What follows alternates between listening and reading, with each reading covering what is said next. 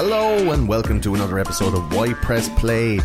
This time we're talking about the Bruce Willis, Damon Wayans classic movie from 1991, The Last Boyscout. In my opinion, better than Die Hard. You can send your complaints to info@whypressplay.com on that one. Joining me in the studio, I have comedian, filmmaker, single father, beard fashioner, and general all-around nice guy, Gary White. Welcome to the studio, Gary. Cheers. Thanks, Gordo. Thanks for having me How on. are you, man? It's been a long while. It's been quite a while, yeah. Delighted when I heard that you started up a film podcast. I knew straight away that I had to get involved. So. Yeah, you were on me like flies around shite. Yeah, I was, exactly, yeah. You are a movie nerd. I'm a nerd all round, but movies, yeah, particularly are my thing. If anyone was to ask me, say at your funeral, it's like, what's your greatest memory of Gary? I'd be like, on stage with a black jacket, looking like a prequel to Dylan Moran, wearing a Star Wars t-shirt. Yeah, but today it's Game of Thrones. But yeah, that's generally my life. Is I don't even buy my own clothes anymore. People just buy me nerdy t-shirts and that's Star Wars, yeah, Star Wars stuff.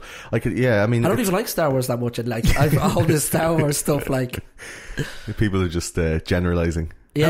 How dare you buy him thoughtful gifts? Yeah. How dare they think they know me? You make films now, Gary. You just finished college. You were a comedian for years, but like a media producer. Yeah. I've gotten into producing and directing short films for the minute. I'm concentrating on short docs, but hopefully when I grind my teeth on that, it'll be going into fiction, and that's the dream anyway. I've seen you have a short documentary film on, I think it was on Vimeo. You sent it to me about being a single father. Yeah, I said the private link yet, the Vimeo private link. Oh shit, was I not supposed to share that? Did you share it? No. Oh Jesus. So that was your college assignment, was it? That was I did it as part of college, but cool. I felt it was strong enough then to be a sort of a launch pad for my career. So I invested a lot of money into sending off to festivals and stuff like that. Cool. And it was about the plight of the single father in Ireland. Yeah, the legislation leans against the rights of the man, and it's just about like I always felt that men had it easier than women in society, and then this happened to me. I got brought to court over guardianship access and maintenance rights over my daughter, and for 2 years that became my life. So then the film not a fun 2 years. A lot, great fun, great crack. So then this film became one part about me getting closure on what I feel is the reason I've got like depression, anxiety problems today, and then also to promote this idea that we need change in the world. Sure. And it's not like a fucking a book banging like men's rights. It's like you're a self-professed feminist. You're an equalitist, let's say. Yeah, an equalitist. Yeah, I am the same. And so it's about like I felt I couldn't. I had to make a film for college, and I found it then I couldn't write, so documentary became my go-to, and I just threw this idea out there, and everyone was like, "That's fucking brilliant." Well, the best documentaries are the stuff that no one else is saying, right? Yeah, exactly. Yeah, there's very few documentaries like that out there. I mean, the closest, there's an Argentinian one whose name is in Spanish, and I can't remember. I did watch it though. It was very similar, and then the only other similar one would have been Steam of. Do you ever hear of Steam of Life? No. It's a Finnish documentary where they interview men in bathhouses. The saunas, they love saunas in Finland, yeah. Yeah, so they just interview men in their own comfortable environment in there and just talk about life problems that these men have gone through. It's so much easier for a man to talk about his problems when his balls are moist. Yeah, obviously, I've often found that. Yeah, that's where I do all my deep thinking. Like, you want your balls nice and long, and then like at hotter than room temperature. Yeah, absolutely. That was in stereo. I love it. And so you also have a screening of a film that's coming out in the Dún Laoghaire Film Festival. So it's this film, Where's Dad? It's in the Underground Film Festival at the end of August. It's on Sunday. I think it's the 3rd of September. And then 5 days earlier, it's also screening in the Little House Cinema in Galway. Cool. So I'll put all the links then into the description of this show, and you can have a go at that. We'll share it out on social for when it's happening. And if you're in Ireland, in Dublin, or indeed in Dún Laoghaire, and you're going to be attending the film festival, fingers crossed, I'll have my thesis in by then, so I'll be able to go along and we can, Also that week, I'm heads. also hosting a Game of Thrones themed quiz on the Monday. So that'll be fun, yeah, for any Game of Thrones fans out there. It'll be in Doyle's on whatever the Monday is. I think it's the 28th of August. Is this a Game of Thrones fundraising quiz? No, it's just a Game of Thrones quiz that, like, without fundraising. Yeah, no, it's not. It's just I was asked to host this thing. Oh, that's the nerd stuff again. Yeah, the nerd stuff. So any nerds out there, I'm sure you're into Game of Thrones if you're into media and film. And if you're not, you're clearly a terrible person. Terrible nerd. You're an awful nerd. The other N word. So, for those of you that are joining us for the first time, this is Why Press Play. What we try and do here is try and find the hidden gems and the movies that you may pass over in a Netflix queue before you, have really truly decided on whether you want to watch it or not. You're like, meh, I'll find something better. And we want you to spend less time choosing and more time watching. So we're putting out these positive recommendations of possibly, like, not great, but like a little bit shitty films, but like from the olden days and modern days too, that may have passed over your, just things that go under the radar. Exactly, yeah. And this Last Boy Scout, I think, is a Bruce Willis classic. We will have loggerheads with Gary as the show goes on. I do think it is amazing, and it's like peak Willis. It's directed by Tony Scott, and if you like this movie or you want to talk more about it with us, we are on Facebook, Twitter, Instagram, Pinterest, and Reddit. It's all Why Press Play. So on Reddit, it's r/YPressPlay. We also have whypressplay.com, where you have all of the reviews, videos, trailers, and then these shows as well that you can go in and listen to. We will have merchandise and stuff coming very soon. This is only episode 4, so it should be, I think, pretty soon. If you're listening to this in the future, hit the website up. It's probably going to be jam-packed with full of stuff. We also have a Discord server for the people who want to get together and chat about movies with each other. Discord is an app that has a chat function, like text chat, but also an audio chat function where you can have like a couple of dozen people in a room all having a big mad laugh. And it's done through a Discord. You can do it through the website, like a PC or desktop app, and there's also a brilliant phone app, and you can get in with the other White Press players. We also couldn't do the show without the kind support of the people over at Patreon. So we have Paul and Gord and Christine and a whole bunch of others over there that are letting me hold $1 to help to produce this show. And if you get over to patreon.com/ypressplay, you'll be able to get like videos from behind the scenes, you'll be able to get early access to episodes, you'll be able to even choose which episodes are going to be coming up soon. And then we have loads of other stuff planned for Why Press Play, including game releases, watch along movies. We have Saturday morning cartoons. We're going to review a lot of the old Saturday morning cartoons where we we'll basically sit around in our gym jams and watch Defenders of the Earth or Jason the Wheel Warriors and try and remember, was it as good when we were young? And we also have a Twitch channel where we play loads of computer games, and you can play along with us or watch along, twitch.tv/ypressplay, and we play PS4 and Steam games. So if you're into PS4 or Steam, let us have your tag and we can maybe play it together. There is also going to be live shows through Discord and through Twitch and YouTube as well. So our YouTube channel is youtube.com/ypressplay. We will be broadcasting those as we play them. Like if we're going to be I played Horizon Zero Dawn recently. I'm at the moment playing The Last of Us. Us and the Patreon guys have been playing Elder Scrolls Online together in a group, and all that stuff is all streamed on Twitch and YouTube, so get onto that. And subscribe in your podcast player if you leave us a review of the show and see what you like. If you like it, iTunes seems to like that stuff. You give us like however many stars you think we deserve and a little blurb. It kind of drives us up the charts and lets people know what to expect when they go into the show. So without further ado, let's get into talking about The Last Boy Scout. Bruce Willis, man. This is a legendary film. Gary, you don't agree? No, I don't agree. I watched it I watched it on your recommendation. I only watched it last night, so it's pretty fresh in my memory. And so it wasn't mad on it, I have to say. I watched it last night. Just specifically for this podcast, I watched it. I've always heard of it. You've never seen The Last Boy Scout? I'd heard of it because I'm a bit of a Shane Black fan. That's what I thought. Like this is one of Shane Black's like lost gems. Yeah, I don't know. I think we were talking earlier about how it was muddled from the original what Shane Black had originally written, and it got chopped and changed and re-edited and rewritten loads of times, and it just became a mess in my opinion. there was a lot of consternation about how it was made. It was directed by Tony Scott, and it was produced by Joel Silver. And there's I wouldn't be a Tony Scott fan either. Okay, well, there's a lot of. They're going to probably get a lot of hate now. Yeah, I don't know about hate, but there's a lot of consternation. We've already done a Shane Black written a movie on the show already, The Monster Squad with Steve Elliott. It's one of our first episodes. I've actually seen that one now. He also did Last Action Hero, which is also another kind of a piss take of these action movies. You see, The Last Action Hero, it's very clear. It's on the nose. Yeah. This one, it's almost like Bruce Willis didn't realise it was a satire and took it completely seriously. Yeah.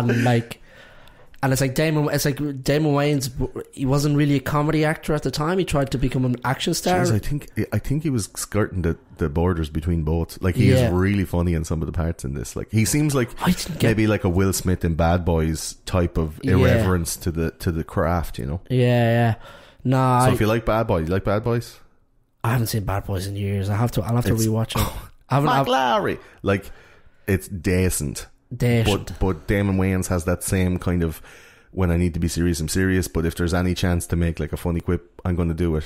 But he breaks it the character. He doesn't do that gruff like, yeah, stick around, like that kind of stuff. He's all like pretending to be, he has like some effemininities, or he puts on a special voice, or he does like some, you know, sexy stuff, like a dance, like pretend to be Prince and all in the car. Like, it's stuff that he doesn't mind looking foolish, whereas an action star kind of has to keep that veneer of like super masculinity, like, you know. You see, my problem as well with the film is his girlfriend, right? My main problem with it is actually his character in the film, because there's no reason for him to be this effeminate and jolly throughout the film.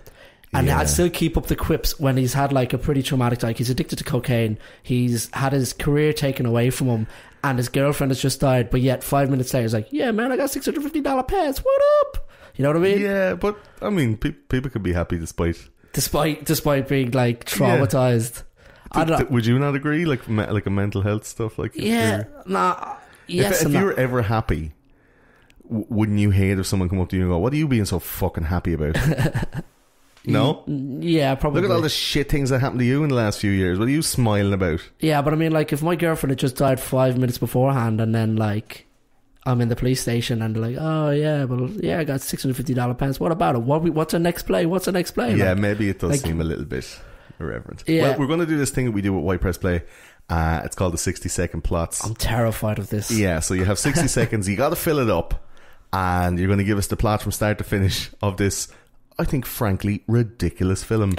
But it is excellent, and it's great crack. It's such good fun as an action movie. Yeah, it is a great film if you want to just sit down, turn your brain off, and just, there you go, just want quips and explosions. Quips, actions, and funny shit, man. Okay, so Gary's going to give us the 60-second plots for The Last Boy Scout from 1991. You ready?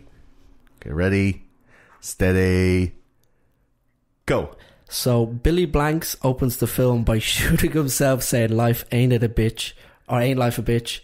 Then we cut to a Bill Medley ridiculous song for the opening credits. Friday night's a great night for football. Oh my god, it's brilliant. Terrible. It just sums up the whole movie. Brilliant. And then we got Bruce Willis plays Joe Hollenbach. It was a down and out private eye.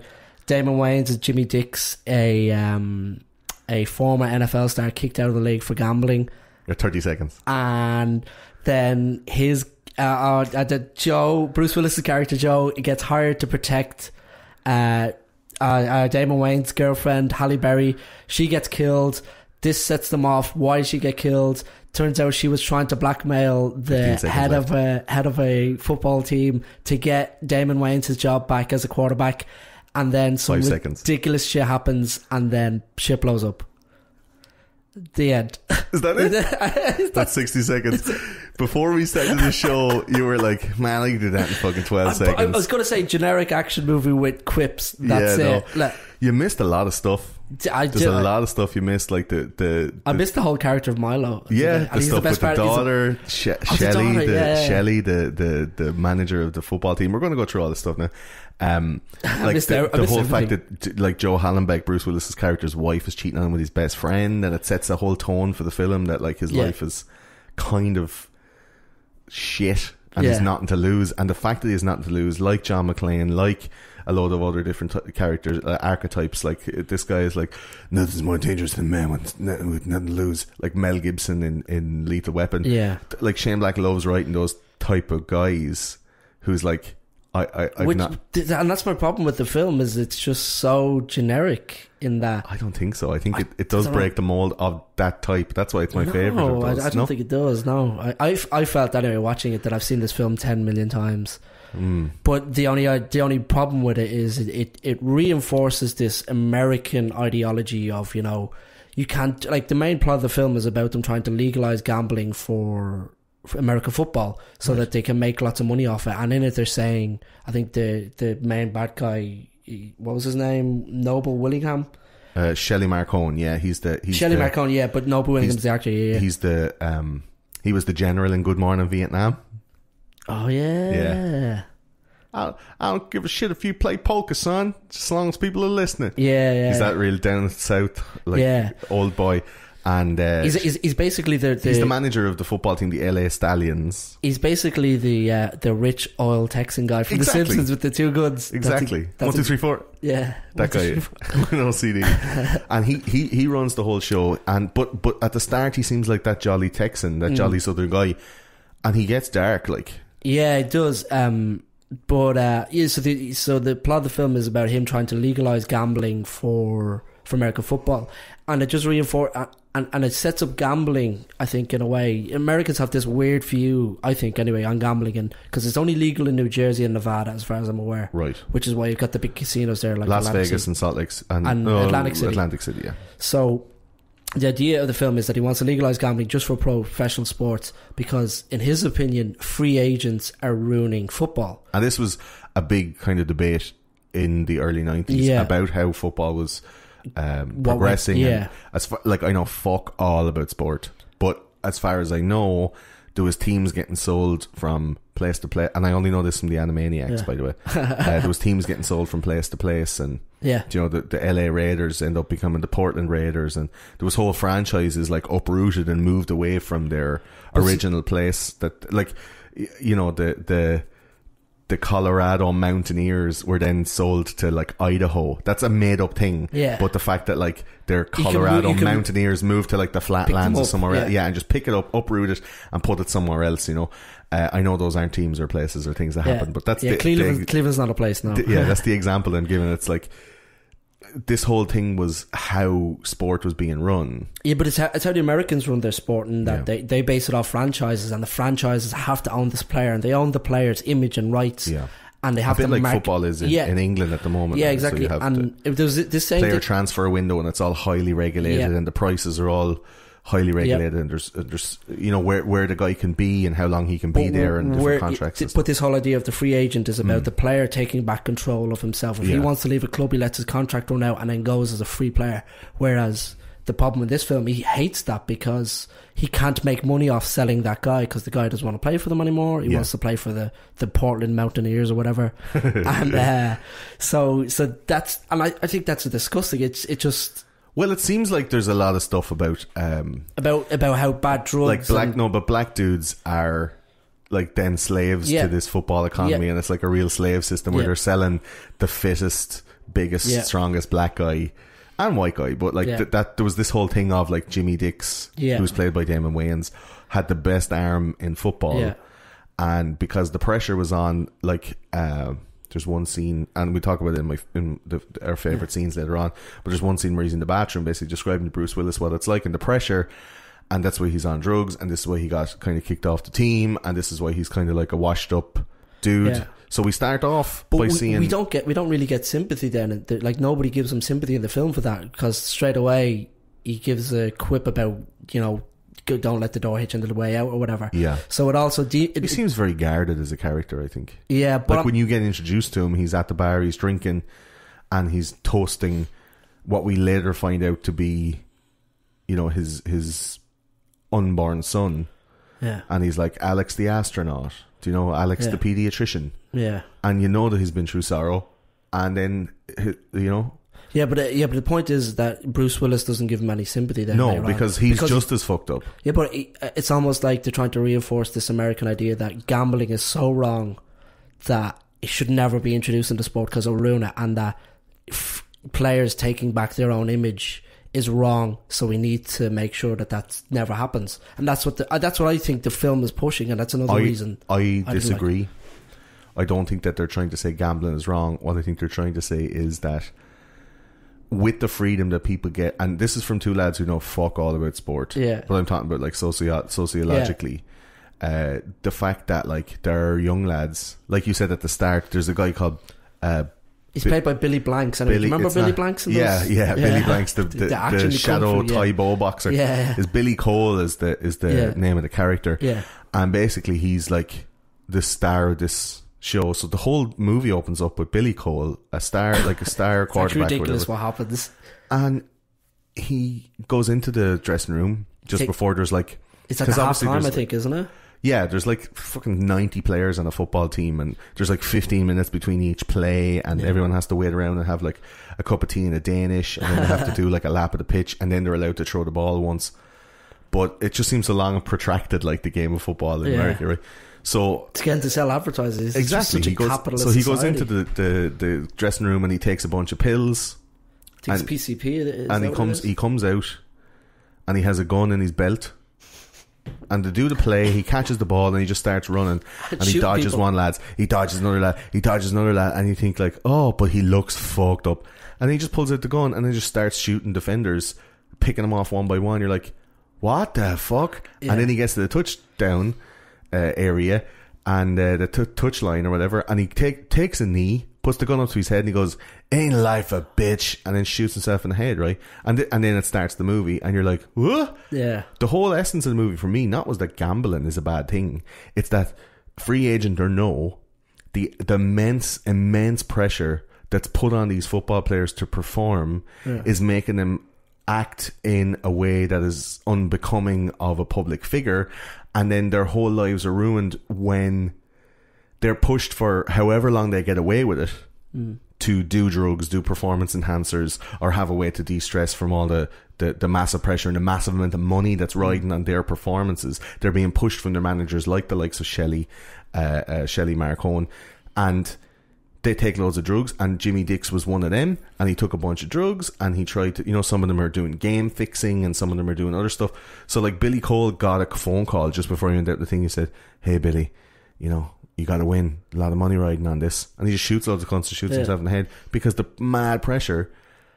And then if you get caught, your whole life is over, and you can't be anything else because you were a fucking multi-million-dollar football player who got caught, disgraced, and now your life is sitting in a bar like Jimmy Dix, played by Damon Wayans, drinking whiskey, toasting your unborn son while you wait for your stripper girlfriend to finish her dance and then take her home. Like, it's tragedy from start to finish. Yeah, it is. This isn't one you'd watch like on a come down or anything. You gotta be happy watching this. But I think that the unlikely partnership, the very kind of Lethal Weapon-y partnership between Bruce Willis's character Joe Hallenbeck and Jimmy Dix, played by Damon Wayans, like Bruce Willis has just as much of a sorrowful start, and we see through the function of like flashbacks and little kind of like hints and stuff until maybe past I think at the start of the third act we finally find out exactly what happened. But there's little flashback moments of like Bruce Willis, who was a secret agent before he was a private eye. I think there was 3 flashbacks. There's the one of them in each act. There was a flashback. Yeah, the start is the one where he hears the noises inside the senator's room. Yeah. Then there's the one with him and Jimmy Carter, and then there's the final one, which is the follow up to the first one. Exactly, but we don't want to spoil it, so we're not going to tell. But there's like at the start of the third act, you find out exactly what he was, and he was a Secret Service agent before he became a private eye. But when we're introduced to him, he's asleep in a car, and 3 kids are fucking with him by putting a dead squirrel on his chest. Like, he seems like the most destitute, bottom of the barrel person of all. Like, he was so fucked up that he couldn't even get out of his car to go in and sleep in his own house. He's like a stereotype of that kind of film noir private eye. I'm getting too old for this shit. Getting too old for this shit. Yeah, this guy who's like burnt out, and just because he's so good, right? So it's almost like the two of them have made, well, less so, more with Jimmy Dix's character is like he's the all-American hero quarterback, and then he makes one mistake, and it's emphasized that it's actually the gambling that he gets fired for. It is the gambling and cocaine addiction, but it's more the gambling that seems like the worst problem, and he gets fired for that, which, you know, obviously to a European that's mental, because we've got legalized gambling over here, and why it's so different in America, which is why I think that they make gambling almost an enemy of it. Because then the follow up to that is clearly, you know, they ring up Billy Cole in the opening scene and he does the fucked up thing. And then the next thing we see is the opening credits to a Bill Medley song, Friday Night's a Great Night for Football. Yeah. And it's just like the most ridiculously... best song ever. I think I'm going to intro the show with that song. Yeah. It's brilliant. It's fucking weird. It's a clap along, like, anthem. Friday night, great night for football. It's brilliant. And then they've got all these flashes of like this American ideology of what eagles what an American football games, like the opening to the Super Bowl where an eagle flies in, drops the ball into your hand, and then everyone waves an American flag. 100 cheerleaders bursting out through like a circular paper banner and stuff. Which I think it's kind of like I don't know if it's in a serious way or in a satire way. It's trying to play on the American ideologies and the American dream of, like, you know, our sports are own and Well, I think people who like football like that pageantry. They like that, like, celebration. It's like, here's the thing that I love. I know all the stats about all the characters. Like, we're not sports dudes, Gary. I'm a sports dude. I'm really into my sports, yeah. Are you? I like my American football, and to me that's the aspect of American football I hate. You know? So do you know about stats and plays and how many, like, the spread and all of this kind of stuff? No, I know a bit about America. I'm more of a soccer and GA kind of guy. Okay, so if you're a soccer dude, you know, like, the potential of a certain lad, how his form is playing and all that kind of stuff, if he's going to score or not score. Yeah.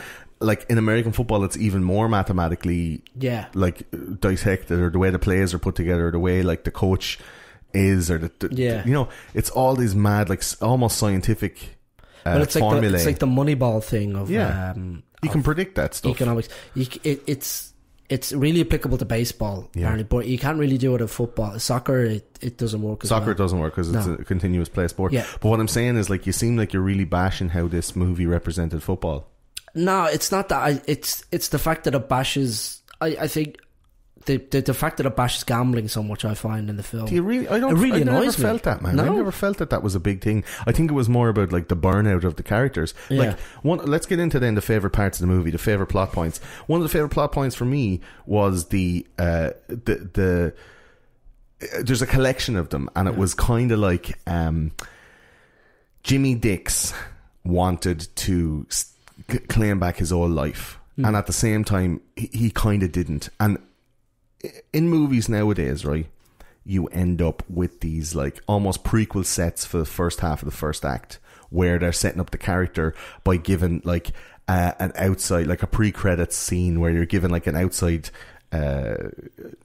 aspect of how this character is going to behave in another situation. Whereas I think in movies in the 80s and 90s, especially up until, like, the mid to late 90s, the whole movie was just about the movie.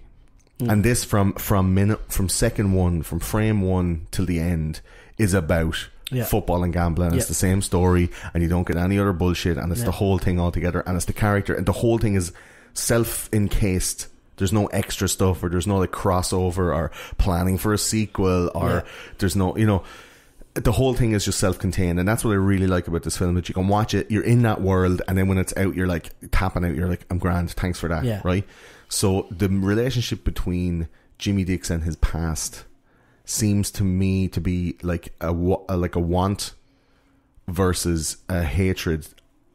You know, like a guy who's gonna, like, I've always said I wanted to go back to comedy, and yet I know that I don't want to. Because I don't really like it. But the dream, like the remembering how like the best times is really nice. Well, that's exactly what it is. He I think in America, if you want to be a sports star, you got to be great in high school to get into a good college. You got to be great in college to get into the NFL. There is a progression, of course. Yeah, so he knows no other life other than football, which is what drags him down. But the two of these guys are on that same trajectory where they had a very, like, powerful and high hierarchy past. Yeah, and they're both now at rock bottom, and together they have to smash that in half. Yeah, they regain the respect of their peers and stuff like that. So we see Jimmy Dix in his travel. So my favorite plot point, the first one, is when Jimmy and Bruce with Joe Hallenbeck meet for the first time.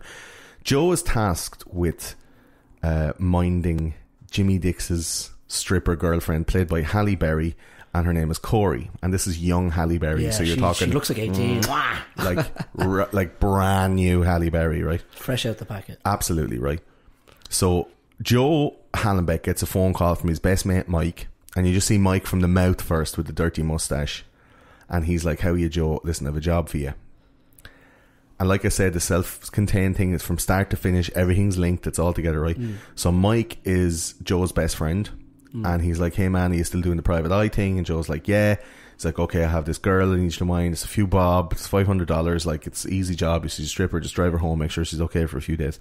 Not telling him that there's like a big massive conspiracy behind it, or that she has, as we find out later on, a bunch of like blackmail information to blackmail this Shelley Marcone, the manager of the football team. He doesn't tell Joe any of that stuff. He just says, "Mind this girl." And Joe turns up at the strip club and meets Jimmy Dix, who's sitting at the bar drinking a whiskey with the barman. And Jimmy Dix like comes over and he's like, "Who the fuck are you?" He's like, "I'm watching your girlfriend." He's like, "Yeah, that's my girlfriend." And they have this whole big thing, and he's like, "Do you not know who I am?" and all this stuff. And Joe kind of goes like, "You're Jimmy Dix," and he tells him all the stats about himself. He's like, "I know who you are." And he goes, "Well, you want to punch me in the face?" And he's like, "I got the strongest arm in the league." And he goes to punch Joe Hallenbeck, and like Bruce Willis like catches his hand and like turns it away as if he's some kind of like judo master. And that for me was like, God damn, all that talk about being the strongest arm in the league and you still couldn't get a punch in past Joe Hallenbeck's defenses. That really sets the tone for their relationship, that it's like a you know, in the master servant slave, which when the daughter, Joe Hallenbeck's daughter, gets introduced, there's a master servant slave setup of character hierarchy, of high status and low hierarchy for the girl. Joe ends up being kind of like the Obi-Wan Kenobi. Yeah. Jimmy Dix is the of the private eye world. Yeah, the private eye world, and Jimmy Dix is the Padawan, you know. Yeah. So later on, that role is then flipped when Jimmy gets invited back to the house after they've done that whole first thing, and I don't want to give it any spoilers, but Halle Berry gets only about 5 minutes in the movie, so don't expect to see her for too long, right? Get whatever you need to get done quick, because she's only in it for 5 minutes. Yeah, if you know what I'm saying. So she's a stripper. So they end up going back to Joe's house. And his daughter, played by Danielle Harris, Darian, his daughter Darian is sitting, and she's a bit of a cranky hooer. Do you know? She is. There's a whole first act of just relentless action. There's a car chase. There's like machine guns. There's, you know, the lads get caught by the bad guys and they get roughed up a bit. Like, and then after all of this stuff, you end up back at the Hallenbeck's house, and the daughter sitting on the sofa, and she's like, "Fuck you, Dad, you fucking asshole." And he's explained it to Jimmy what the crack is. He's like, "Yeah, she wanted to go to a party and I wouldn't let her," and blah blah blah.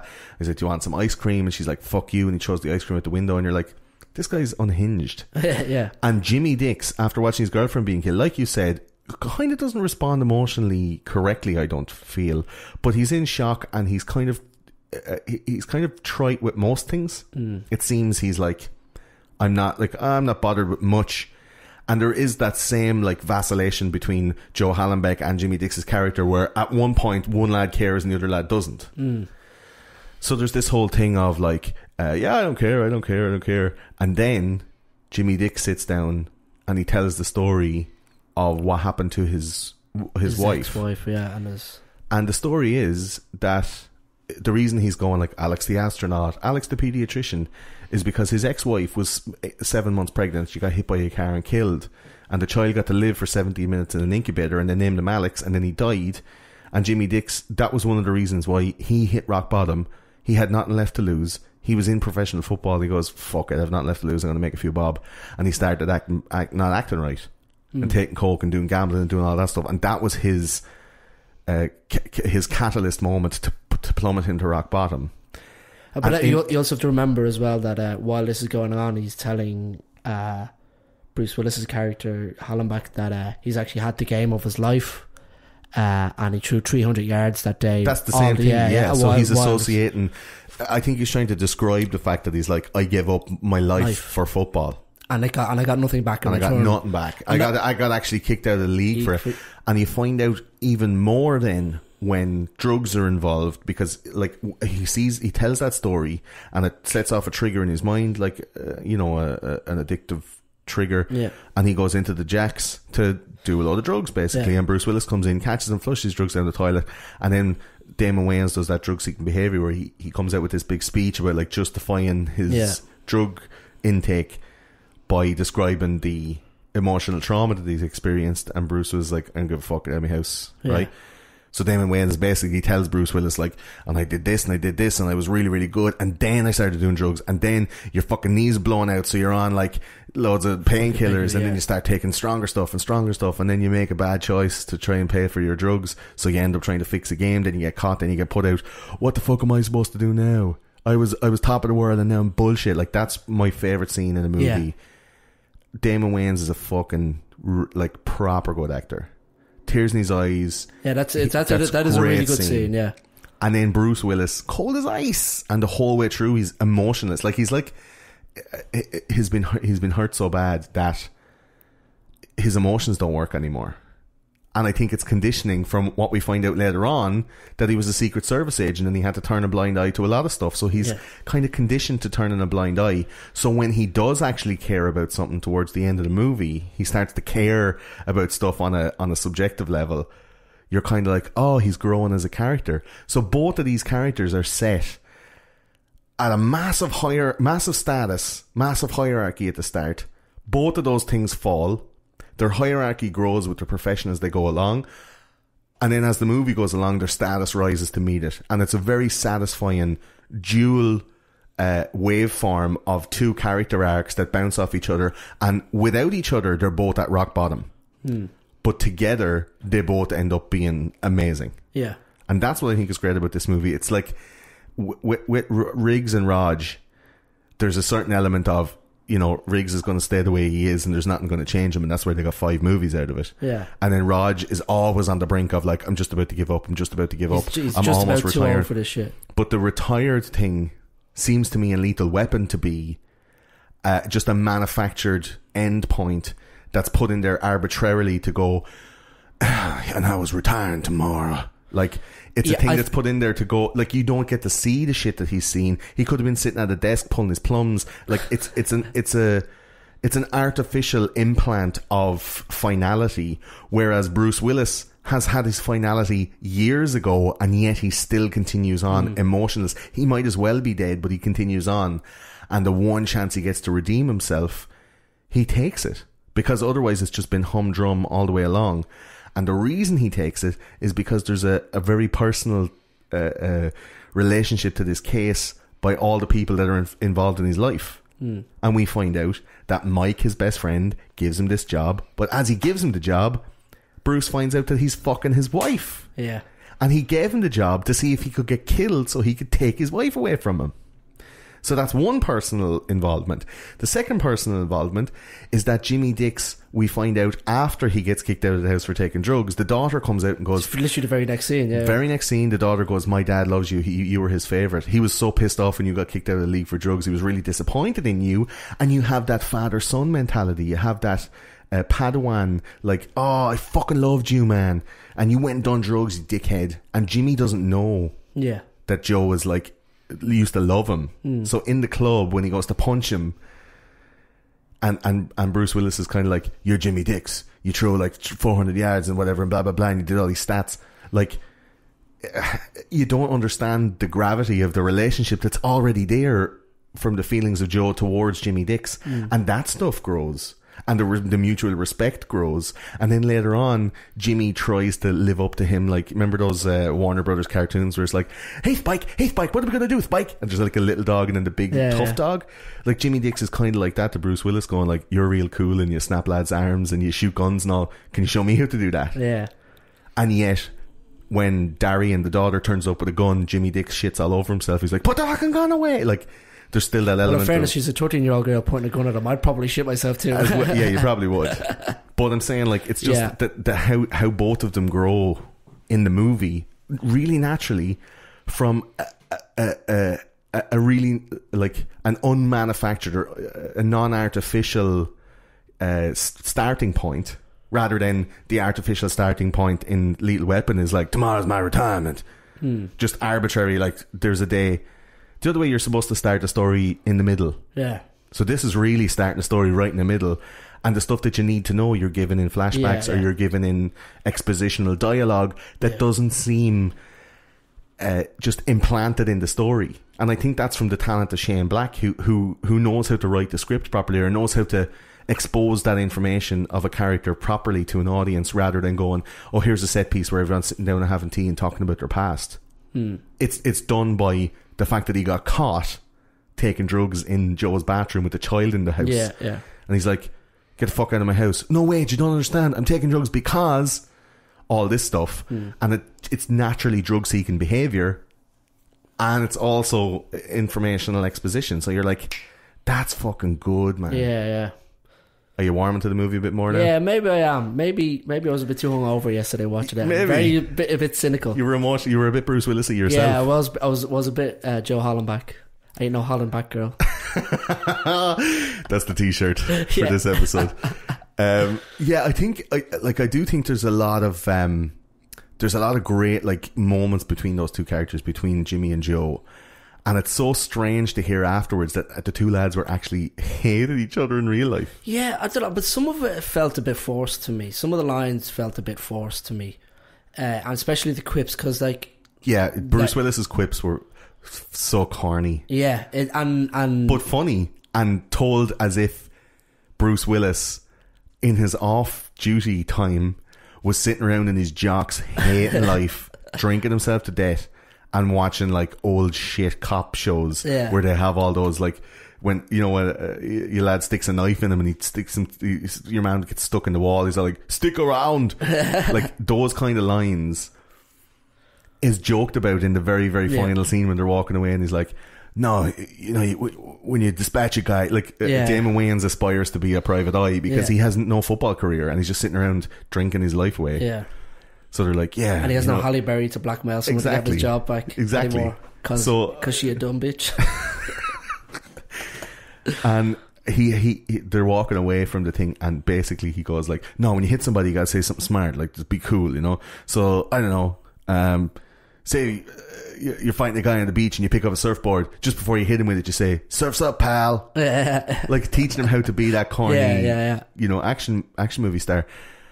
Like, I think it could have been great as a sequel, but I'm really happy that they didn't, and it's just all encompassed. Like, there's one time entry into that universe, and you can just imagine those two guys going off and trying to solve crimes together in the future, and it's, you know, to infinity and beyond. But like, I think that the relationship between the two guys, as good as it was on screen, they fucking hate each other. But yeah, no, it is interesting to read about all the problems they had shooting the film afterwards. Especially about the producers, Joel Silver. Yeah, he did, for these you don't know, he did Die Hard with Bruce Willis. I think he did another couple of films with Bruce Willis. Yeah, and they've never spoken since that film as well. Is the interesting thing. They had a good working relationship because they obviously worked on Die Hard together, and that was such a hit. And they did one or two films in between Die Hard and this, and he said they'd never work with each other again after this. I think like Tony Scott was kind of boxed out by Joel and Bruce, and Shane Black's script was like rewritten on set. Butchered, it seemed. Yeah, so they say it's butchered. I mean, it ended up still being quite a good movie, but a lot of like shitty puns and but the story itself and how the characters were developed, I think, weren't as affected as no, when you hit him you say this. Yeah, because in that scene at the end they're actually behind a tree talking, so it's clearly ADR'd and they just let the shot linger, and it's obviously in the editing. But the way like Tony Scott talked about it, or the way people talk about the relationship between them all, it seems like Joel Silver and Bruce Willis came and just took over the movie. Yeah. And started just like changing everything, and there's nothing anybody could do. Seems like Bruce Willis did that a lot as well, because I know he did it for Die Hard 4.0. Yeah, I think he's not a great lad to work with by all accounts. No, he sounds like a very Edward Norton type guy. Yeah. Mental, yeah. But it's mad how, you know, Tony Scott can let something like that happen when he has movies under his belt like Top Gun, True Romance, Enemy of the State, Days of Thunder, Beverly Hills Cop, Deja Vu with Denzel Washington. That's one of my favourite films of all time. Like, fucking love that movie. The new A-Team movie he did in 2011, like that, like, they're all crackers. None of them are with Bruce Willis. No, or Joel Silver. Or Joel Silver. Like, those guys kind of went and done fucked up, you know. But just as part of my favourite scenes, like one of my favourite plot points, is the way that relationship goes between them. And the whole thing from like the middle of Act 2 is, okay, we set up their desperation. We set up their rock bottomness. And we've given them a mission. And it's a hero's journey. And as soon as both of those complete that mission, they will be fully redeemed. Now, there is a plethora of bad guys. There's like an antagonist, and then there's an antagonist, or the one below that. So there's like basically the henchman, the main bad guy, the underboss, and then there's like another guy who's not really a bad guy, who's the politician. Yeah. And he, like, when Bruce Willis was a Secret Service agent, he used to work on your man's security detail, and this guy is just not a good guy. Yeah. And as the plot reveals itself, it's basically Shelley Marcone, played by Noble Willingham, wanted to legalise gambling, so he had everybody on board except for this one politician who was blackmailing him for $6 million. Right. And then it's at that point, it's like a phone conversation between the two of them that they have on tape. Yeah, that Halle Berry's character has. She steals and wants to blackmail. Jeez, it plays out very simply on screen. When you describe it, it's actually very complicated. That's the thing, man. Yeah. Like, and from minute one, the whole thing is laid out. Yeah. Like, there's no fat to trim. Yeah. There's no fat to trim. And because Shelley Marcone is such a kind of a standoff, I think like a Bond villain in his lair, you know, they kidnapped Joe Hallenbeck. This is another one of my favourite moments, when Milo, who's like Shelley Marcone's hitman, and he has two little goons with him. Oh yeah, that scene's great. Brilliant. Yeah. So these guys, there's like the two lads are being chased all over town basically, and there's cops trying to set them up. There's people being shot. Joe's fingerprints have to be put on stuff. Everyone knows what Jimmy Dix looks like because he's famous. So Jimmy Dix has to like have altercations with former football players and shit like that. And Joe Hallenbeck has to deal with like police and other guys that he knew from his life before. So their previous lives and their previous transgressions are always being thrown in their face while they're trying to redeem themselves. And despite all of the foibles and all of the things that they did in the past that are still being like held up to their face, they still persevere, and they still manage to take the high road morally, and they still manage to save the day and do all that stuff, even though it's not just a thing I did, it's a thing I did, everybody knows about it, and they're always telling me about it, and I still rose above. That's the thing that warms my heart. Yeah. Like cholesterol, that shit, like, I love that shit. And in Die Hard is like, yeah, there's no real, like, yeah, it's cool and all, but like, and he has a responsibility. He's a super cop, a super barefoot cop. He has a fucking responsibility to save these people, but not really. Like, you know, this is kind of like, everything has already gone wrong. And at the start of the movie, we just get a nice fresh cut on Joe when he finds out his best mate is fucking his wife. Yeah, and he seems unfazed by it as well. Unfazed, he's just like, I expected this shit. Yeah. And then like 2 minutes later, his best mate gets into a car and turns the key, and the fucking car blows up. But we don't find out until way later on, a little spoiler, because, you know, it's part of the buzz. We don't find out till way later on that was meant for Joe. That was meant for Mike, the guy who was investigating the case. Mike wanted to give the case to Joe because he knew that whoever was investigating the case was going to get killed. And the guys who were trying to kill Joe later on in the movie were trying to get rid of Mike first and wired his car to blow up. And as soon as Joe Hallenbeck realised that can't get me this case because he wanted me to die, not solve the case and get to fuck my wife after I'm dead, that was when Joe went, oh, fuck everything. Fuck everything. And that's his real rock bottom, and we get to see it even though we have a history of it as well. Another one of my favourite things when Milo, Milo's fantastic. What's his name? Taylor Negron? He's played by Taylor Negron, yeah, and he's a super creepy fucking... Yeah, in the original script, actually, it was an interesting thing I read, was that he was meant to be way darker than he is in the film. In the film, like, he threatens to rape Thing's daughter. Yeah, there's a lot of... He used to do snuff movies or something like that? Yeah, in the original script, they were meant to kidnap Joe's wife and make a snuff film with her. Yes. So, it's also really, really dark, this film. Yeah. It should have been darker, even. Yeah, sure, and that's the thing. I think it was just because it got that N17, fucking NC-17, NC-17 rating, and they had to bring it back down to R. So they cut a lot of that kind of stuff out of it. But he has like a Brazilian / Bavarian kind of bad guy vibe. Yeah. But just from his haircut that he's a fucking bad dude. Yeah, he's a bad hombre. Yeah, he's like he's like that kind of creepy half comb over with the blonde, like bleach blonde hair. Yeah. And the bad tan. And the bad tan. Like that guy in the Chucky Fenster guy, the one that hangs in Die Hard. He looks like one of the McPoyle twins from Always Sunny in Philadelphia. Yeah. With just a Brazilian version of McPoyle. Yeah. So like Milo comes along and basically they kidnap Joe after they've blown up some of their assets, and the lads are like, right, we're sending the fucking real guys in. Yeah. And the action in this movie is relentless. Yeah, it doesn't stop. It's relentless and surprising, because you're coming from a set piece and you'd expect it to go like in Lethal Weapon, they're in the house and they're all like, hey Raj, can you pass the potatoes? Yeah, sure. Blah blah blah, funny joke, ha ha ha ha ha. Scene change, like establishing shot, weird Eric Clapton guitar riff, and then you get introduced, and then the guy walks across the scene, and they set up a whole new scene. But with The Last Boy Scout, every set piece, every scene is kind of truncated maybe a few seconds before the scene before.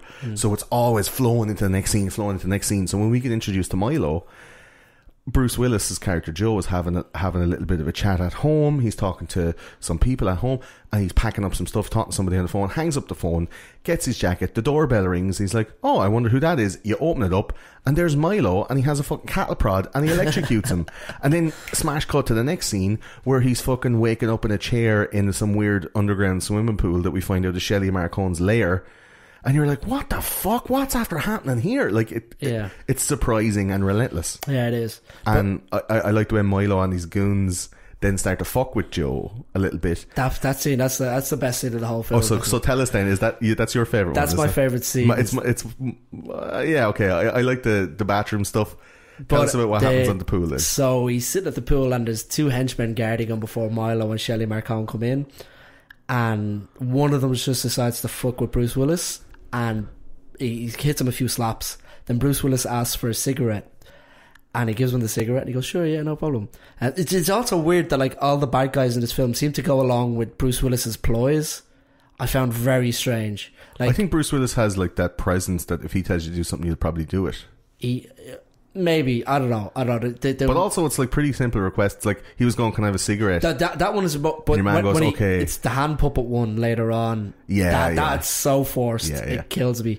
But that's the master servant slave then coming in, because the daughter had a very high hierarchy. We'll talk about that in a second. But yeah, so the he bad guy's giving him a cigarette. He goes, can I have a light? Can I have a light? And then he goes to give him the light, and just as he's about to light the cigarette, he smacks him with the gun and starts laughing in his face. He punches him in the head. Yeah. Does not hit him with the gun. No, he punches him in the face. So then... And then laughs like a mad bastard. So then he goes... So Bruce Willis takes on Shane. He goes, you know what? If you hit me like that again, I'll fucking kill you. So then he asks for another cigarette. He goes like, oh yeah, sure. Same ploy, asks for the thing, and then he hits him again the exact same way, laughs, and then Bruce Willis just punches him so hard in the nose that his nose bone goes into his brain and kills him. And then like, it's just fucking amazing. The other goon that's sitting behind him is like, what the fuck? Oh my god, what did you do? And then the boss man comes down, Milo comes down and goes, and it's unfazed. What happened here? Oh, that guy died. Yeah, he was a bit of a dickhead. Come here, Joseph. And he calls him Joseph, you know. Joseph, that's so creepy. I love that he calls people by their proper name. And later on when he's talking to Jimmy, he's like, hey James. And he's like, James? Who the fuck is James? And Bruce Willis is like, he does that. He calls me Joseph. Like, it's so nonchalant. I love that. Yeah, that's brilliant. That's really good banter. So the great banter in the film, and he starts hitting Bruce Willis again, and Bruce Willis goes, "If you hit me like that again, I'll kill you." Yeah. And he hits him again, and later on you have a lovely, like callback, like the close parentheses on that, where he's like, "I told you I'd kill you if you hit me again." Like, not saying that Milo doesn't die, because he does, but he dies in an awesome way. Yeah, it is. It's pretty cool. No spoilers. But it's just like that sets Joe Hallenbeck's character up for infallibility from that moment on. So it's very hard when you're watching an action movie, like maybe not with Game of Thrones, but nowadays when you're watching an action movie, unless it's like an M. Night Shyamalan or something that's like, you know, set up to be, oh my god, I don't believe it. The star of the movie, no matter what happens, is pretty much going to survive. Yeah. And it takes the suspense out of it. And I like the way Game of Thrones is like, anybody could die at any moment and you don't know where it's going to go. So that's kind of shaking the Definitely watch mold. Game of Thrones. Yeah. You know that Joe Hallenbeck is not going to die.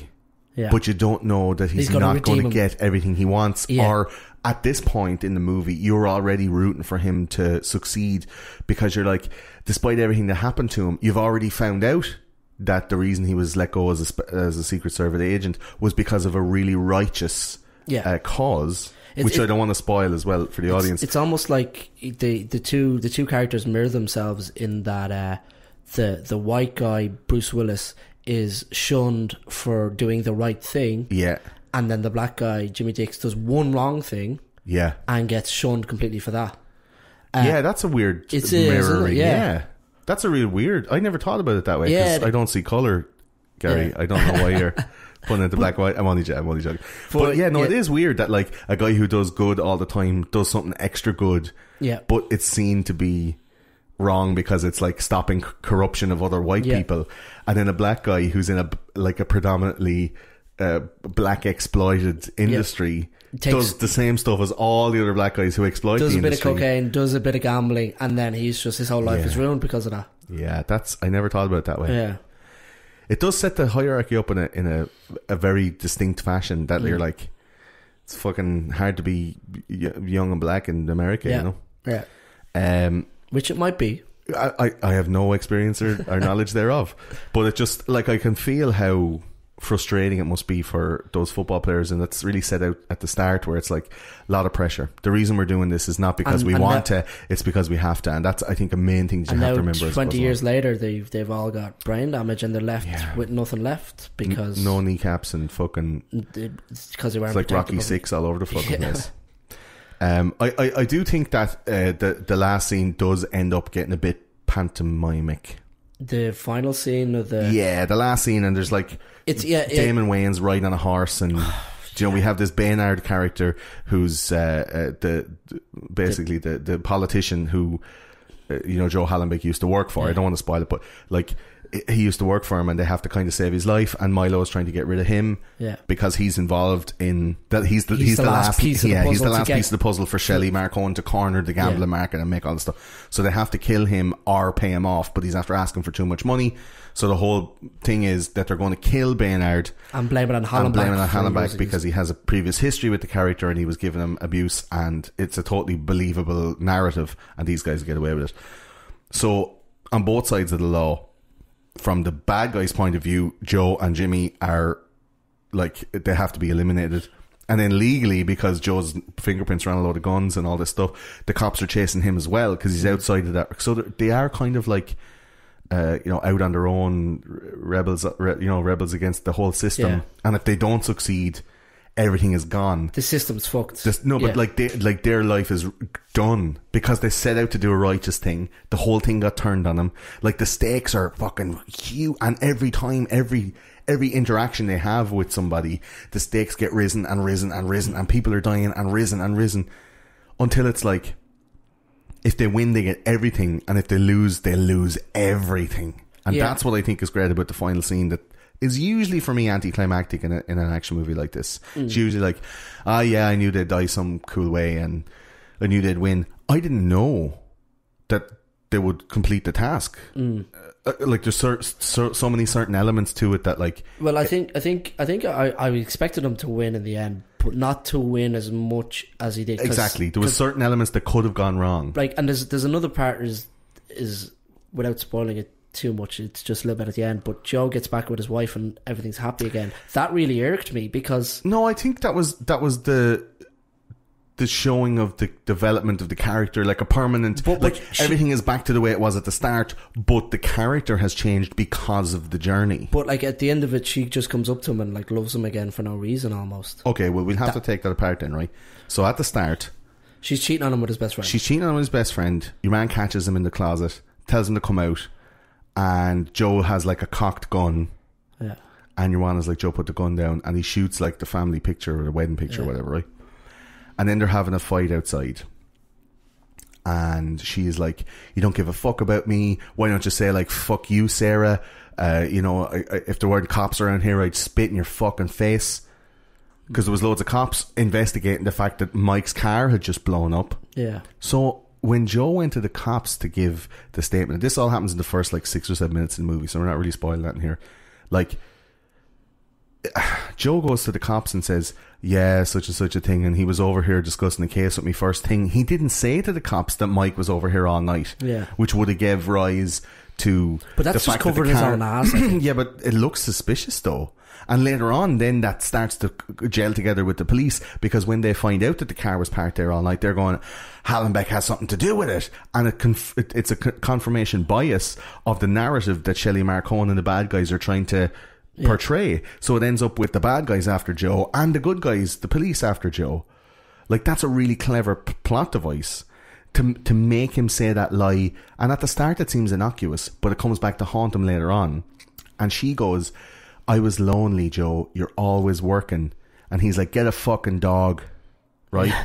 And she's like, okay, well, I've no one to fuck anymore because your friend Mike is gone now.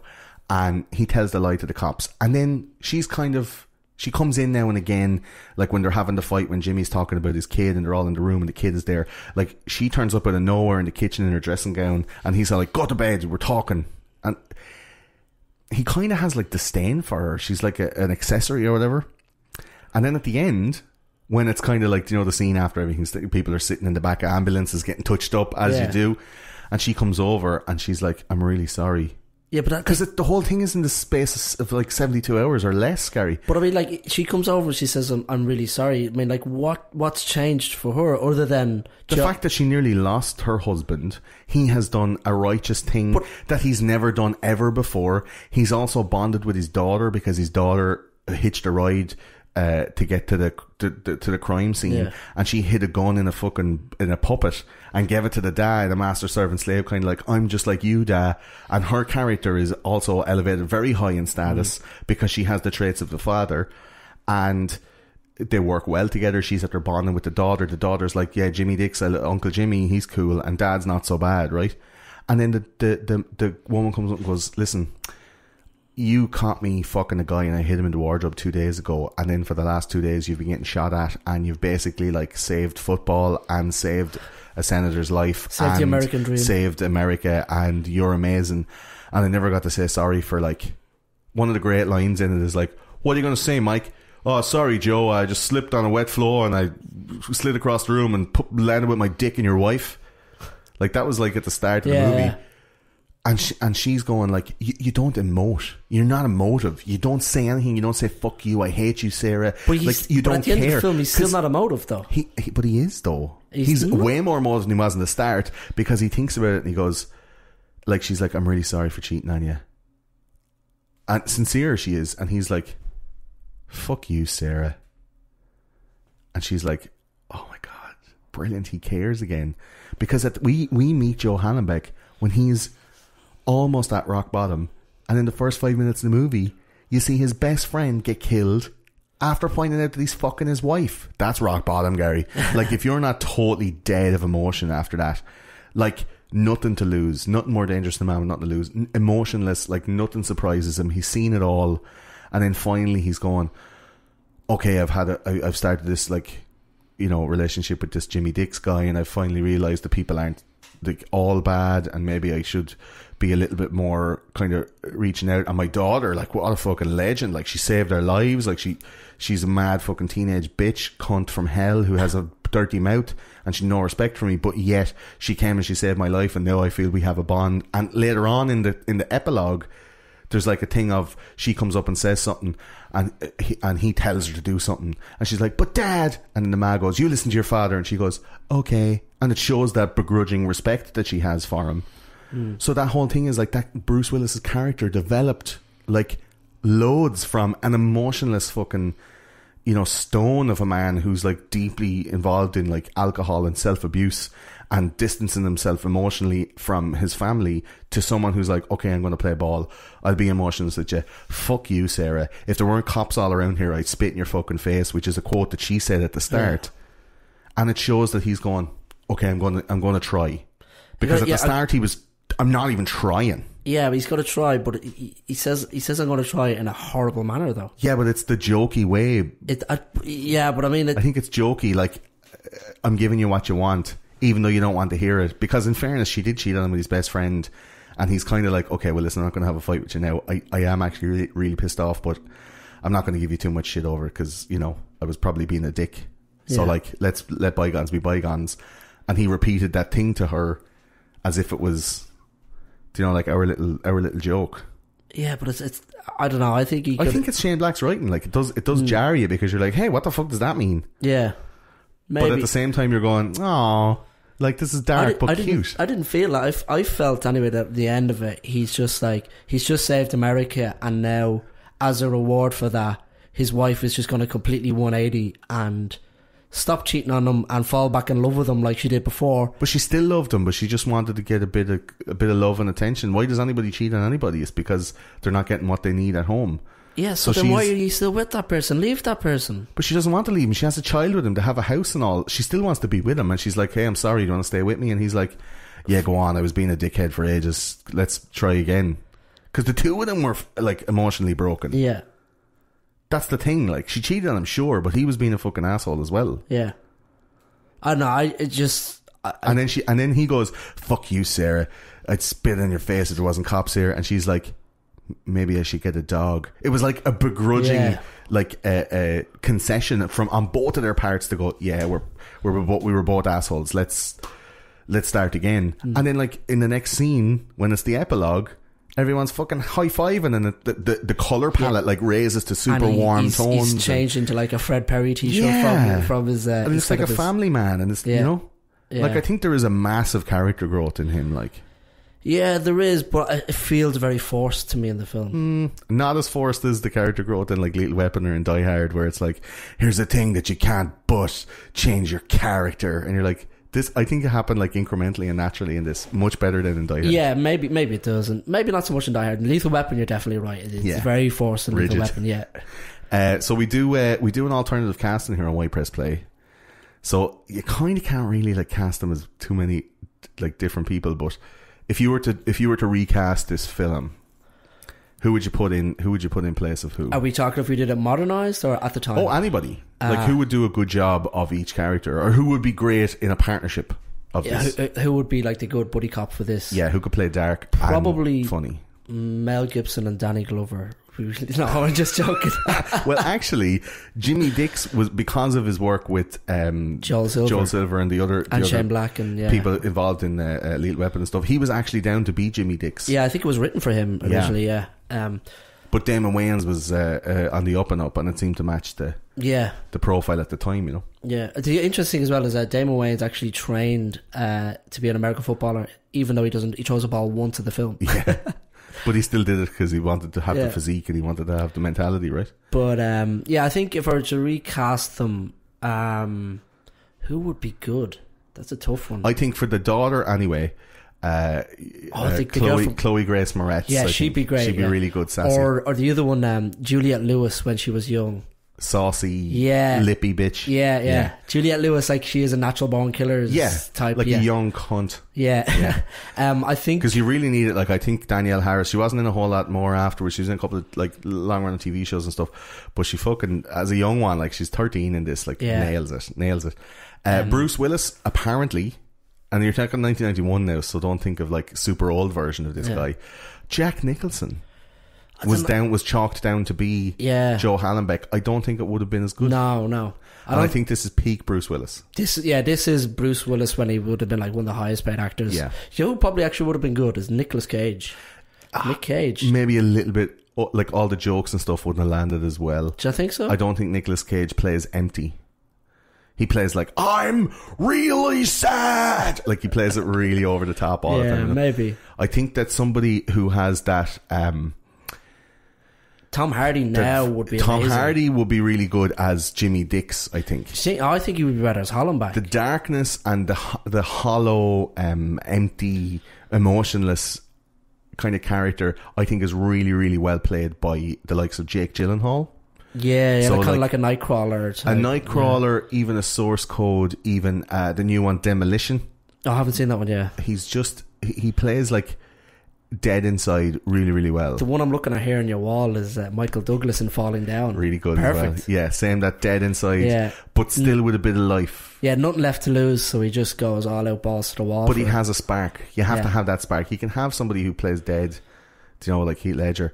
But that was pretty disrespectful to Heath Ledger's memory. But yeah, he plays dead really well. He's been playing it for a few years now. So like I think Bruce Willis, someone like Jake Gyllenhaal would be my pick.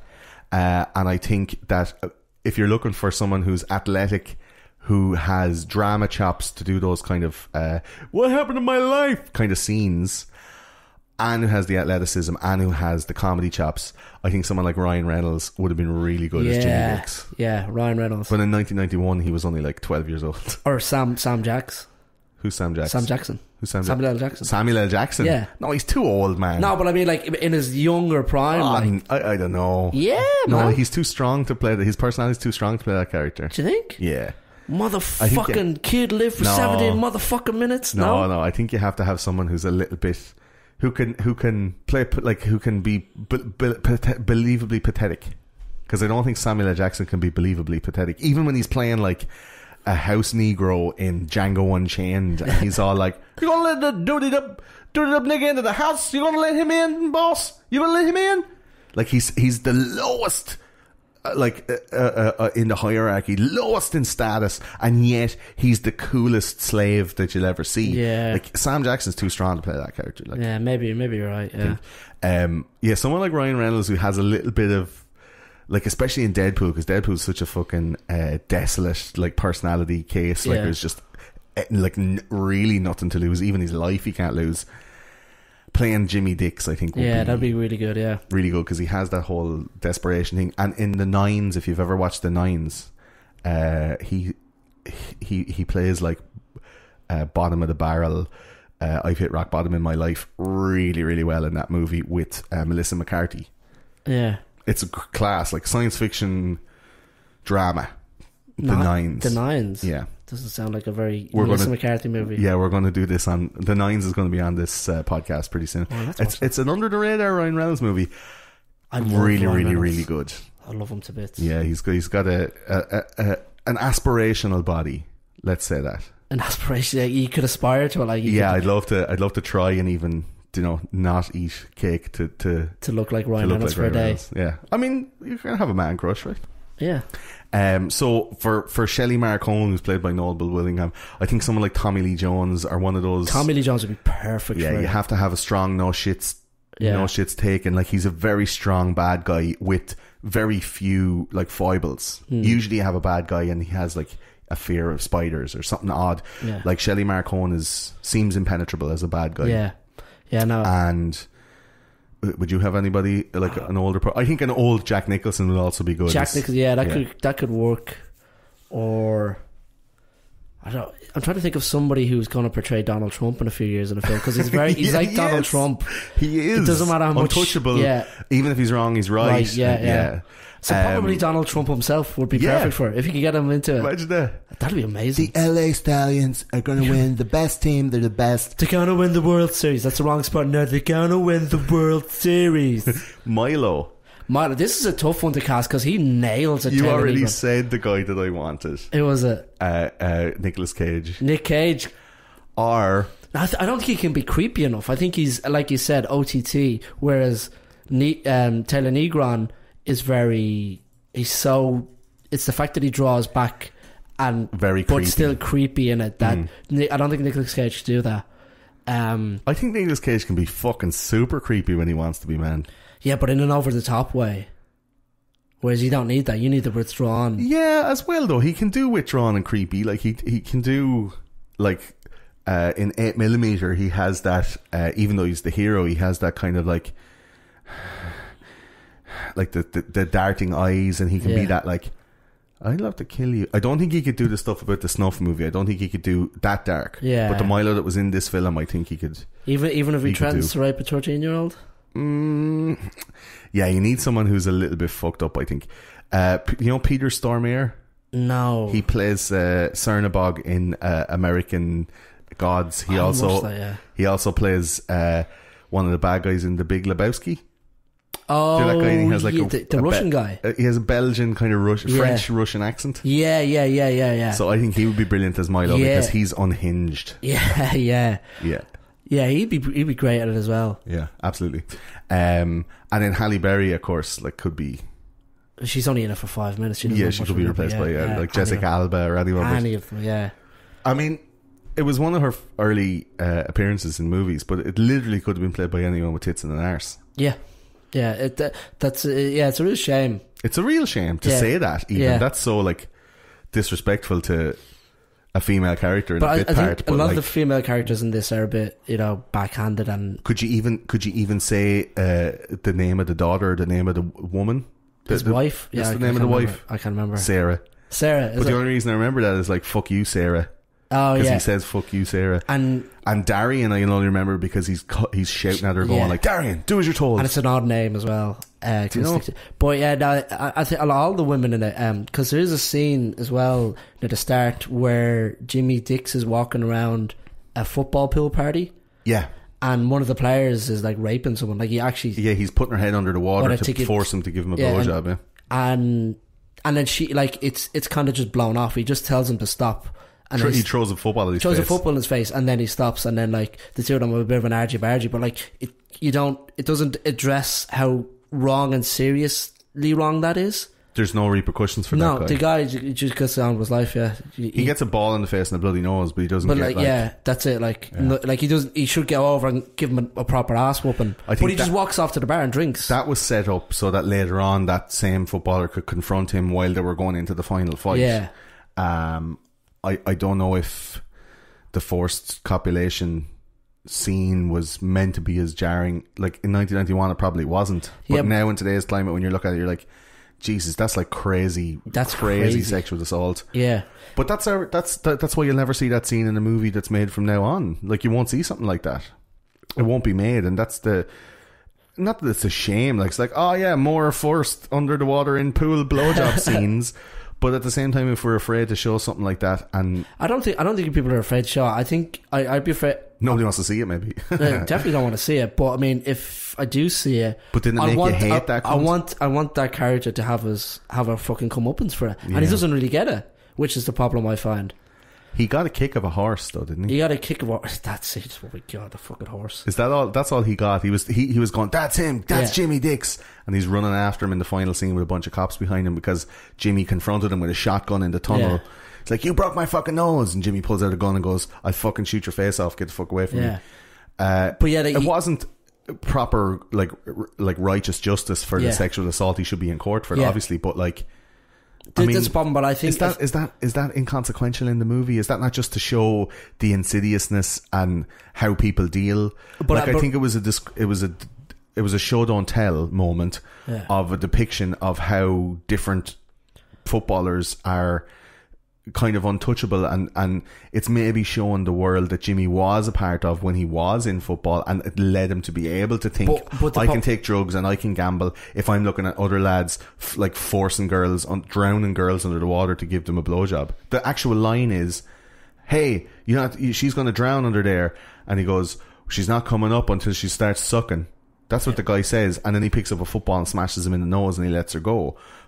Like, I think that's to demonstrate the insidiousness of the industry that Jimmy tries to. But the problem is we're not giving no afterthought to the girl. She literally just runs away, and which is the problem I find. And I think the movie is probably a little bit sexist in that everyone. Yeah, but I don't think like there's no strong. You're female thinking about that with today's head, Gary. Like you're going like everybody should she should have a credit of like forced blowjob girl. I think I don't think her character or that scene is as important.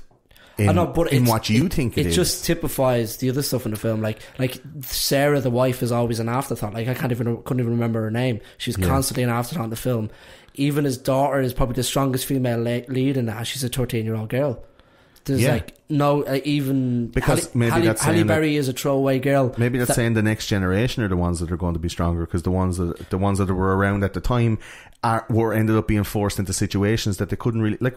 You don't know how that girl got to be there. You don't know that she's not a fucking gold digger trying to get pregnant from a football player so she can get like a paycheck forever. That doesn't mean that she deserves. Yeah, but to it be doesn't raped. mean that she does that she needs. You need to have a like this. That's like saying in Austin Powers, you know that joke where the fucking guy gets run over by the steamroller, and then you cut to the scene of like the wife answering the phone and going, you know, your husband went to work today and he's not coming home, and you see like that's like saying we have to fucking see the wife getting called for every bad guy that gets killed in a Bond movie.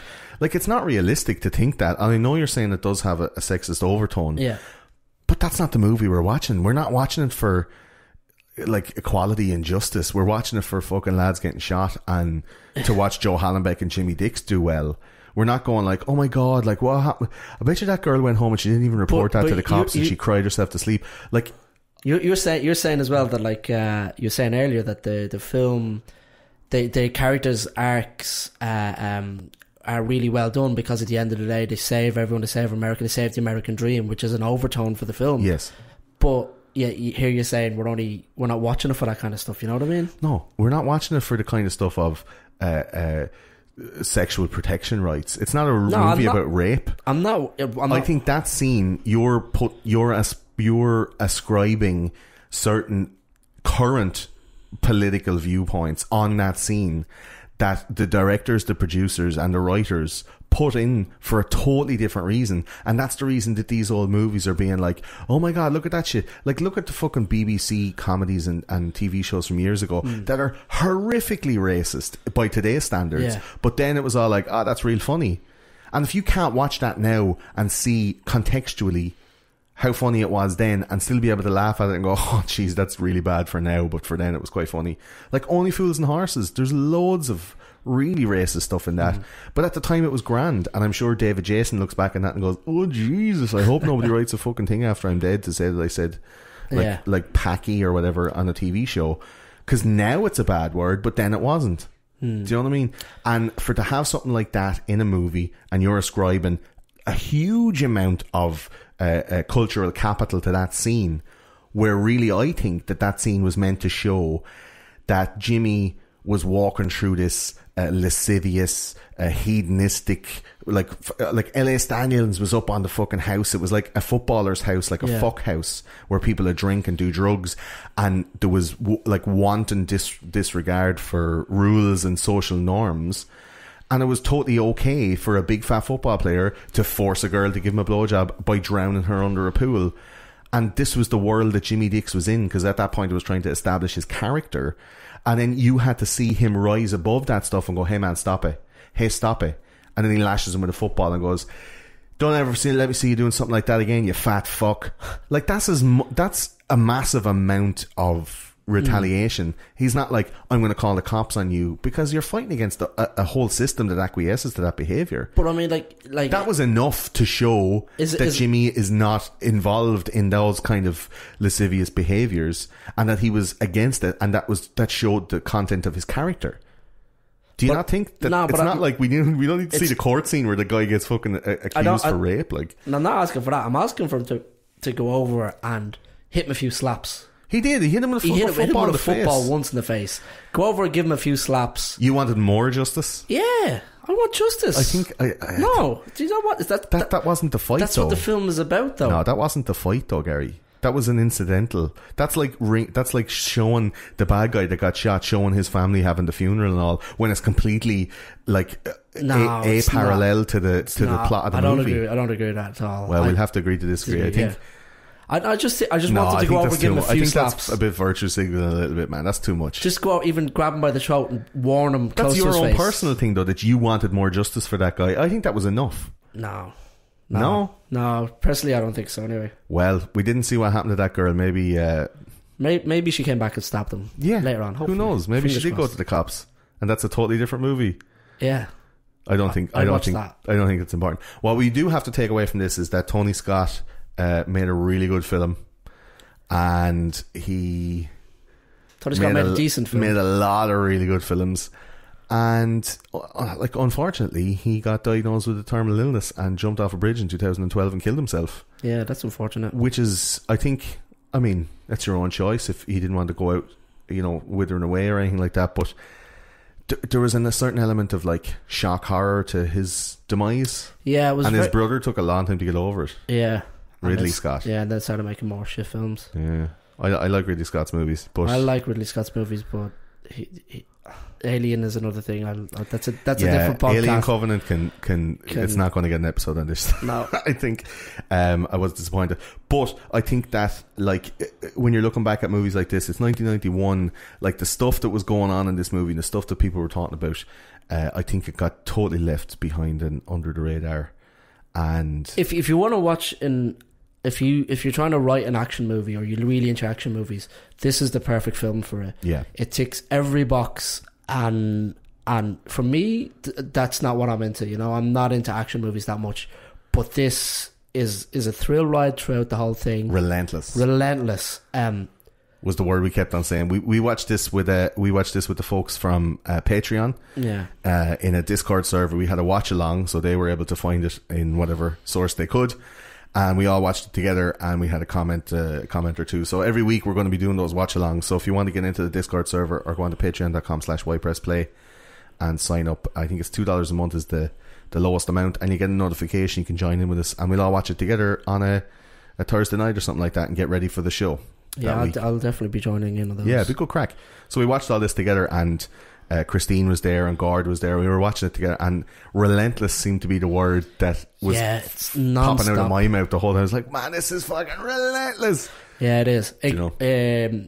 But it does. So every kind of, if you're learning to write and you want to write a good action movie, this is exactly how to do it. Exactly. It's the template that everyone should work off of, if you will. So you're coming around now to liking the movie. Maybe. At the start you were like, this is shit. I did at the start. I think you're a bit butthurt about that rape scene. That's why you're like, that's in the first 10 minutes and you're like, oh, I don't like this movie.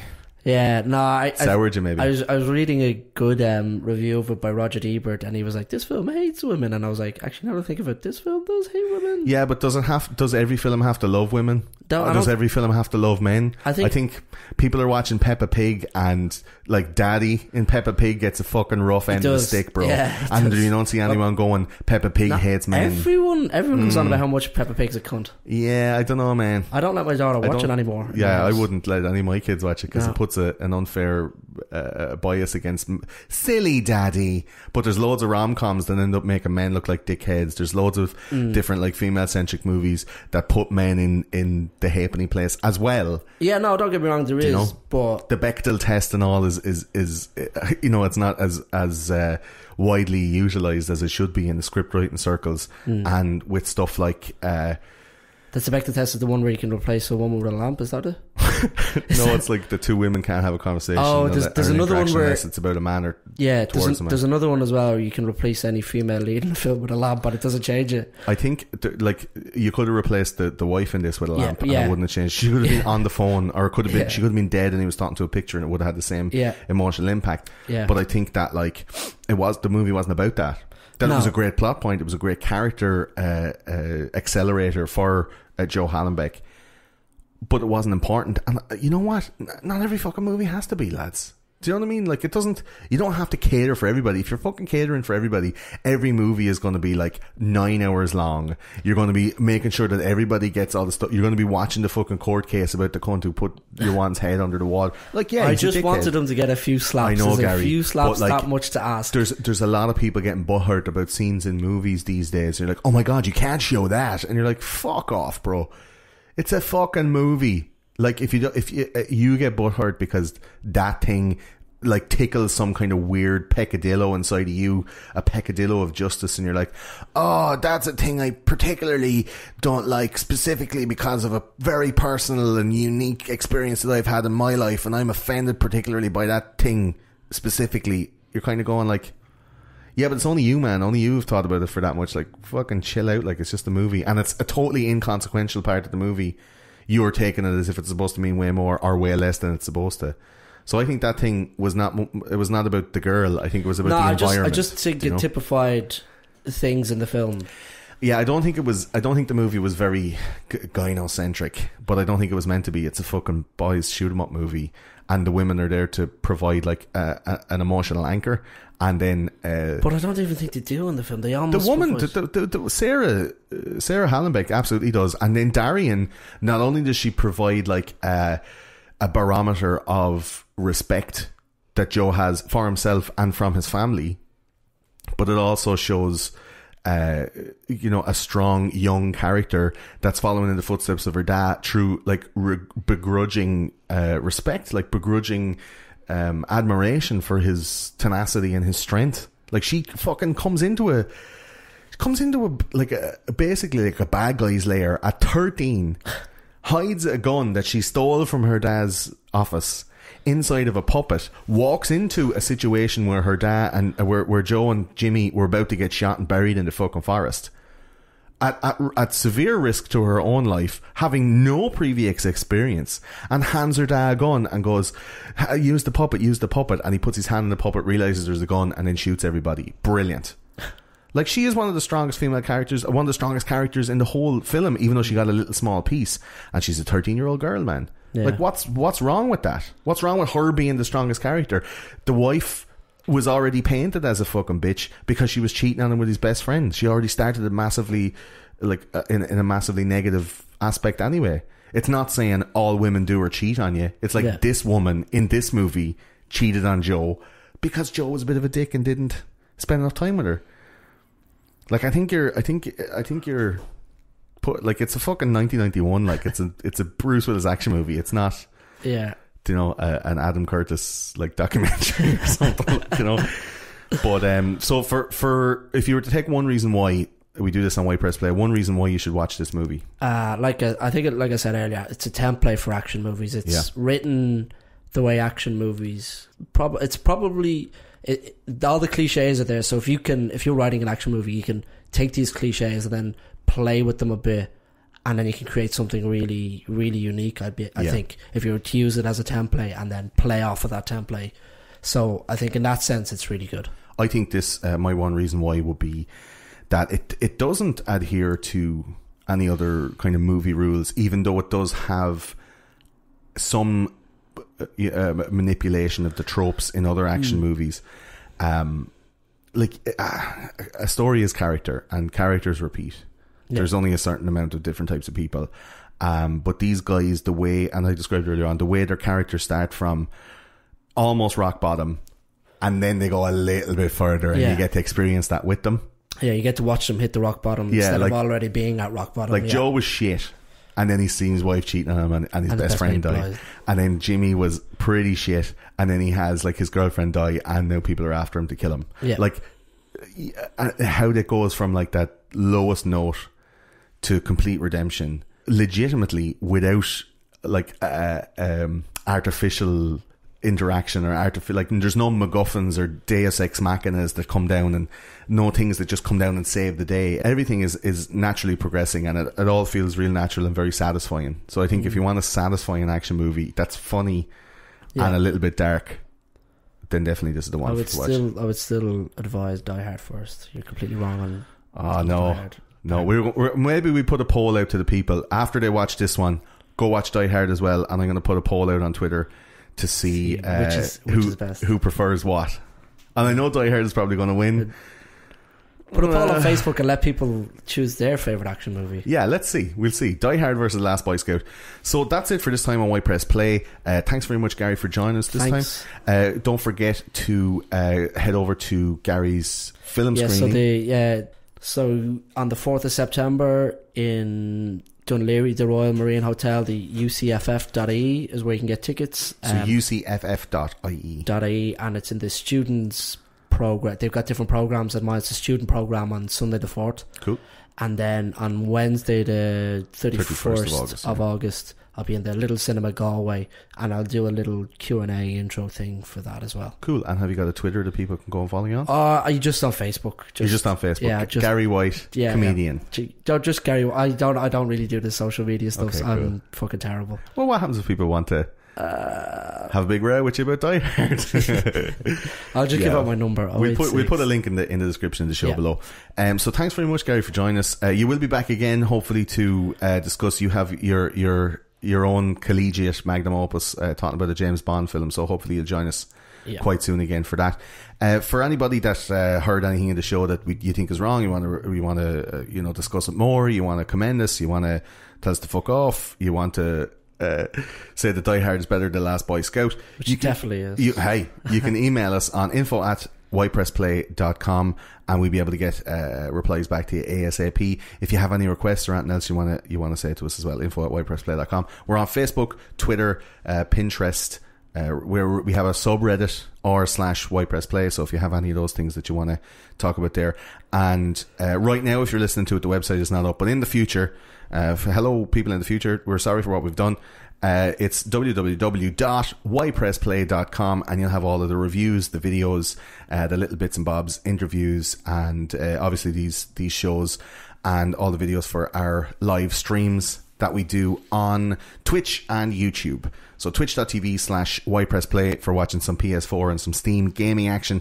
There'll be game reviews. We're playing some Mega Drive and SNES classic games, and some of those some of the old arcade games, and seeing what all the fuss is all about. Trying to see if there's anything that you missed from your old 90s gaming days. We play Nintendo 64 stuff as well, PlayStation 1, and reviewing all of those old games. And we also do live watch-along shows, like we said earlier on Discord, and we put them out on YouTube and on Twitch. We also have a Discord server, so if you're not on Discord, it's a chat and audio communications app, I'd say. We all hang out there, all the movie nerds hang out there and talk about movies and stuff like that. And the show wouldn't be possible without Patreons. Patreon.com/whitepressplay. We're all having a great time over there. The guys are giving us a couple of dollars and keeping the lights on over here. And if you want to support the show and get behind the scenes videos and stuff like that, extra little bits and early releases of shows, there's loads of little perks. So you can go on to patreon.com/whitepressplay, and all the perks are there for you. Thanks very much for listening. Much appreciated. Do call around again. And Gary, thanks a million, man. We'll see you back for the next one. Thanks a million. See you then. Bye.